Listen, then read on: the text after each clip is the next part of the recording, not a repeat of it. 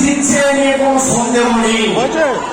আপনারা দেখেছেন কিভাবে বিজেপি আপনাদের বঞ্চিত করে এনেছে। এমনকি গতকাল হাইকোর্টের অর্ডারে আপনাদের যে ওবিসি রিজার্ভেশন বিচার ব্যবস্থার একাংশকে কাজে লাগিয়ে ভারতীয় জনতা পার্টি আপনাদের থেকে সেই স্বীকৃতি কেড়ে নিতে চেয়েছে। মমতা ব্যানার্জি বলেছে কাটতে দেবো না।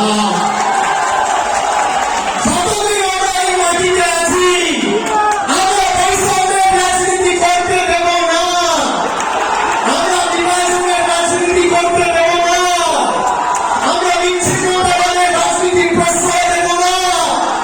বৈচিত্র্যের মধ্যে একতাই আমাদের মূল মন্ত্র। নানা ভাষা, নানা মত, নানা পরিধান, বিবিধের মাঝে দেখো মিলন মহান। আমরা বৈচিত্র্যের মধ্যে একতার মূল মন্ত্রে বিশ্বাস করি।